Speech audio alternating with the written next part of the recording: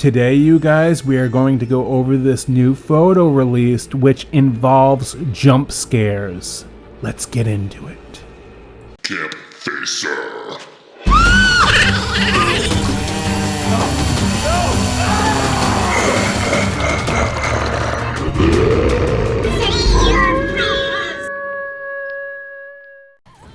What's going on, campers? Campfacer here. Welcome back to another Texas Chain Saw Massacre the game video. If you're new to the channel here and you didn't know, there's a Texas Chain Saw Massacre game coming out this year in 2023. There's no confirmed release date just yet. All we know, it's coming out this year. There's a lot of predictions going on out there, but it's being released by the same developers who worked on Friday the 13th, the game, which is Gun Interactive. It is confirmed it's a multiplayer asymmetrical horror game, 3v4, which is 3 killers versus the 4 victims, and it's a stealth-based game, which is more like creeping around, trying to find your way out, instead of fighting the actual killers. Like in Friday the 13th, you could beat on Jason over and over again, or you could even kill him. In this game, it's more like you can't kill the Sawyer family. You can fend them off, but you can't fight and kill them. So the object of this game is to escape and try to be sneaky about it, or you're going to become barbecue. So in Friday the 13th, the game, you guys, there was a lot of like running and sprinting and diving through windows and trying to, trolling Jason the killer around. This game's going to be very slow paced. Even when you're a victim, I don't think you can really sprint. I think you're injured for the most part, so you're going to kind of be limping around, and for the most part, I have a very strong feeling that you're going to be crouching, walking, and being very sneaky in the shadows. Anyways, that being said, today, Gun Interactive released a new photo, and this is what they had to say.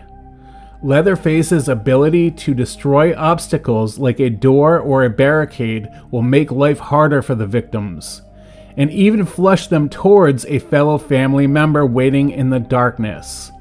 Now, in this photo that they teased, you guys, it looks as if one of the family members, the killers, which is the hitchhiker, is crouched down in the dark shadows there. And it looks like he's sitting there waiting with his blade out. And you can also see Leatherface kind of crouched up against the wall there, hugging the wall. They're waiting for a victim to come through. And the doorway or the hall, it's like lit up. And you know what's cool about this situation is you're going to probably be able to see the victim coming towards the door before he actually gets there, because the lighting is going to cast a shadow. Now, what makes this game unique, you guys? They made it so you could set up your own organic jump scares. If you're a victim in this game and you're walking through that doorway, you're not going to know if a killer is standing or hiding in the shadows in the darkness, because there's not going to be that music letting you know that there's a killer nearby. Like in Friday the 13th, if Jason was nearby or even outside one of the cabins, you would know he's there unless he's using stock.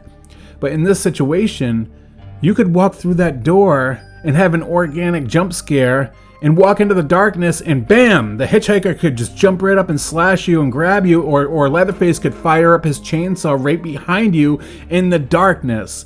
That's what makes this game unique. It's gonna be up to you to set up the jump scares in this game. If you're willing to take time and pull that off the right way, you'll have a lot of funny moments, jump scare moments in these situations. So if you're playing Leatherface, like Gun Interactive said, you don't want to just chase after victims with your chainsaw. You also want to make sure that you chop through barricades to allow the other family members to go through, or make it easier for them to go after the victims. And maybe even like in this situation, cut down a door so the victim maybe doesn't want to go through the door because they know that somebody, like one of the family members, is on the other side of the room, so they're going to want to go a different route. So maybe you could set them up. And if you play your cards the right way in this stealth-based game, it could go both ways. You could flush them into a trap, or if you're a victim, you could avoid the family member by going a certain route. It's all up to you, and this is what's going to make this game even more scary, you guys, because it's such a slow back and forth cat and mouse game. And it's not like the killer, the Sawyer family, can kill you right away. You can get injured and still escape the situations, but also they're going to be outside making sure that their traps, like the barbed wire fence, is they have the electrical voltage going through that, and you didn't shut it off. So it's going to be a back and forth cat and mouse. So this game isn't very overpowered, seeing how it's only 3v4. A lot of people are thinking, oh, how can we escape the map with 3 killers at the same time, you guys? Well, it's very slow paced game, creeping in the shadows, a lot of places to hide, like in this situation. Even just the shadows, you could hide just in the shadows. You don't need a table to crouch under at all times. So this is pretty cool. I can't wait. I hope it works out in the way that I feel like it's going to work out. So I want to know what you guys think about this down in the comments section below. Do you guys have any ideas? Are you guys excited for the Texas Chainsaw Massacre? If so, please give this video a like. Make sure to click notifications to all so you don't miss a live stream in the future, because I get all my fans in the live streams. You guys know that. And we're going to play this game a lot when it comes out. Make sure to subscribe if you have not already, and I will see you guys in the next video. And as always, campers, stay out of the woods.